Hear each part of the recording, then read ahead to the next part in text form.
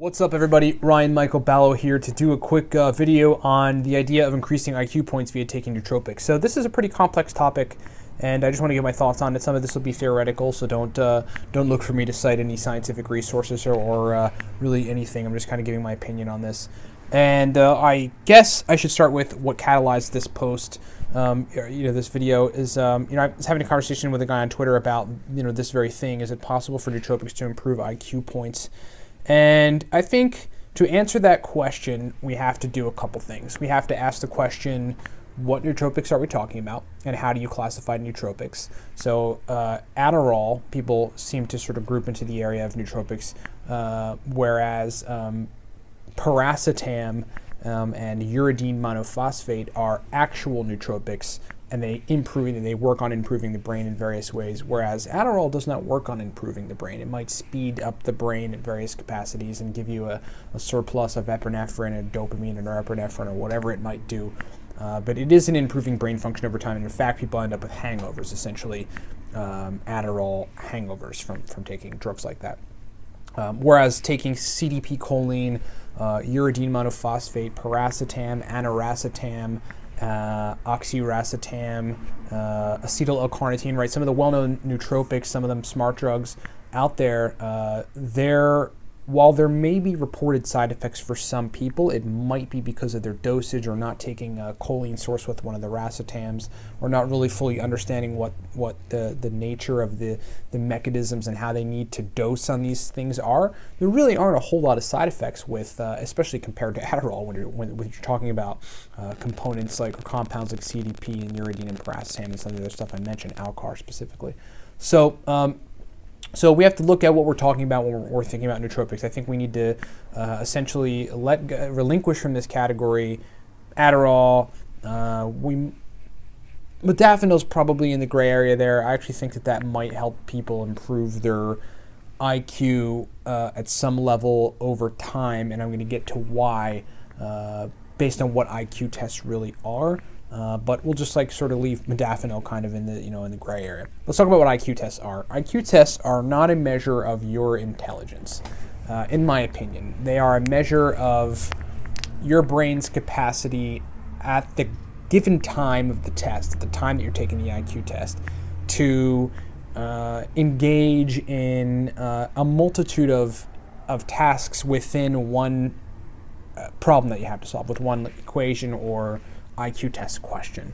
So you might see something like scrambled letters on a screen, and the question might be, out of these scrambled letters, which major country in the world, on the globe, could you spell out with these scrambled letters? And your capacity to quickly run through, okay, there's a G, there's an E, there's an N, there's a D, there's an A, there's an L, England, great, but they're just all sort of mixed up. Your capacity to do that very quickly, or run through a myriad of one's countries quickly. Is it Australia? No. Is it China? No. Is it the United States? Definitely not, because of this. You have to make these microprocesses.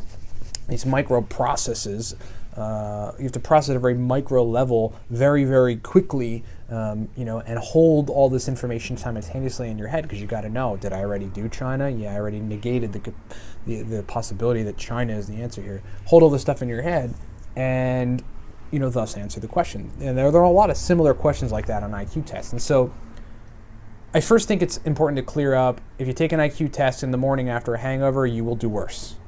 Does that say that you have a lower IQ? Someone will look at your IQ test and go, well, that person has an 86 IQ. Whereas if they took it on a day where they slept well, they've been running lately, so they've got some brain-derived neurotrophic factor upregulation in their brain as a result of running, and they're in a good place. They eat well. They've been eating well for the last few days. They took a fish oil supplement that day, or ate some fish that morning or the past days, and then their IQ test comes out to 105. What are we really looking at here? We're looking at a variation of people's IQ tests based on the particular neurological state they're in, based on what they might have done in the past 3 days, what they've been doing in the past 30, or maybe them reacting to what their health situation has been like for the past 365 days. If somebody has a health problem that's debilitating and sapping up their energy at some capacity, and glucose can't work in neurons in the brain, and whatever else might be the cause, then people will not have the capacity to perform well on an IQ test. Doesn't mean they have a low IQ, it just means they have a low IQ right now.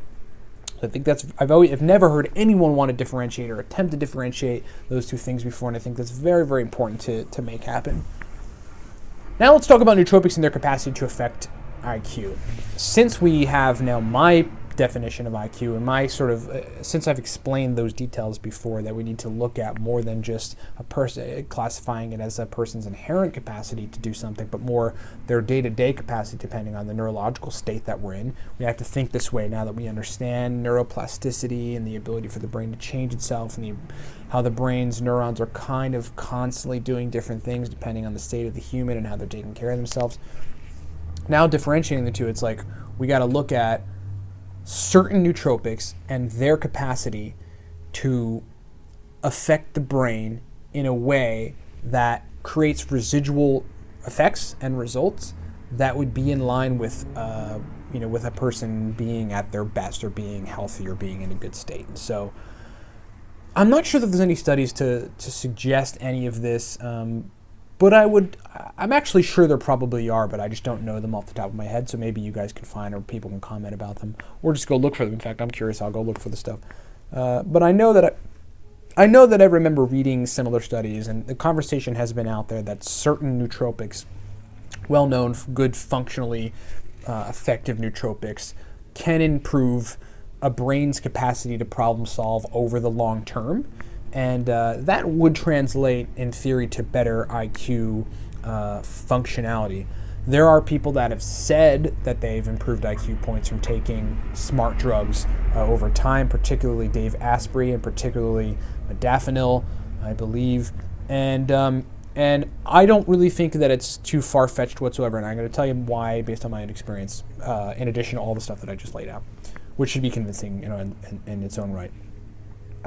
I have been taking essentially part of the basis for the Cortex nootropic stack, uridine monophosphate, disodium salt, and cytidine 5-diphosphylcholine. Both of them work synergistically to create more phosphatidylcholine in your brain. That is the primary phosphatide. That is the structural component of cell membranes on your neurons, and they also do a myriad of other reparative work. There's a whole host of things in the brain. Probably one of the best combos together that I've ever come across in my 6 years dealing with nootropics, and that's a lot. Right? I think about 6 years. Besides like low dose CDP choline and 2 grams of piracetam, very, very powerful concoction right there. But over the time I've taken uridine monophosphate, essentially the Cortex stack. Because before it became, an official product, and I had formulated it and created it and experimented with it in innumerable doses. I literally cannot remember. I do not have, I actually could count all the experiments in this big, thick notebook I have when I was formulating the product, and it's a lot. It'd be a lot. And so in that process, I both in a measured manner, my own ways of measuring it. I own 2 companies. I have to deal with people every day. I have to be in situations where I'm dealing with where I have to have improved verbal fluency and better memory, and in my own sort of less trackable, less measurable, subjective understanding of my brain, my baseline has improved. And to the point where I've actually had people that interact with me all the time going like, are you getting smarter? You're getting smarter. Like one guy literally said to me, like, as people age, you can tell at some level that they start to forget things, or they might just say the same thing over and over again, and they're not really engaging in anything new. And you can tell there's like a dulling of their intellect at some point, and a dulling of their verbal fluency and memory, and all of these type of kind of things that you could call concepts of thinking or concepts of intellectual functionality. Whereas you, Ryan, I had a guy say to me, like, you just seem to keep getting better and smarter. And I'm like, it's not just your imagination. I've been taking a very specific combination of powerful nootropics for a long time, and they've been improving my brain from baseline. And I really do believe that that's the case. IQ tests are variable, so it depends. Sometimes IQ tests are harder than other IQ tests, It depends on where you take them and which ones are being given. I've gotten anywhere from 110 to 127, which is very high IQ on IQ tests. And partially due to my experimenting with nootropics and trying to improve my brain over the years, I totally believe this, and partially because of the variation in the difficulty of the IQ test. Maybe the IQ test where I scored 127 wasn't as difficult as the other one, and depends on who's making it. There's plenty of kind of run of the mill IQ tests on the web that you might think may not have had a whole lot of thought gone into it. Anyway. When you look at overall intelligence of a human being, I've always sort of said this as an entrepreneur who's grinding in the street. I get my fingernails dirty grinding in the street. I never understood school. I always wanted to grind and be in reality. I understand fully that, that intelligence really has to do with both what you know and how you can get yourself, how you can manage your psychology in a way where you can apply what you know. And you can go out in the world and actually affect change. You do things, Intelligence is being able to affect change in the world. It isn't being able to recite something from a book. So, my capacity taking nootropics to be a better entrepreneur, running this company and another company, to be a better friend, to be a better researcher, all my capacity to do all those things has improved greatly, manyfold, multifold, and overtly because of me taking nootropics. And that to me is an increase in intelligence in all of these areas. So I think it's fairly obvious to me, and it should be at least somewhat obvious to people, that taking nootropics can in fact improve intelligence, and depending on how you look at IQ, considering the points that I made in the beginning, can definitely improve IQ. I would say, hands down, irrefutably, taking nootropics can improve IQ. And I'm not just saying that because we sell a product. Like, I didn't even have to put this product in. It doesn't matter to me. I thought that before I put a product out, and I would have said the same thing 2 years ago, having experimented with Alcar and CDP choline in the beginning and lots of other racetams, other nootropics. It's just how I feel. It's just what it is. So that's my take on it. Hope that makes sense. Thanks a lot for watching. If you've not picked up a bottle of Cortex, do so. I think you're going to love it. It has the combo we talked about. This is Cortex Generation 1, just launched on the 20th of February. Pick up a bottle. You will love it. If you're watching this on YouTube, please subscribe because we launch a lot of videos on nootropics, and we are going to continue launching a lot of videos on nootropics. Hit us up at Twitter at @LiveCortex. That is who we are. You can hit me up on Twitter also. I am at @RMichaelBallo. Thanks for watching.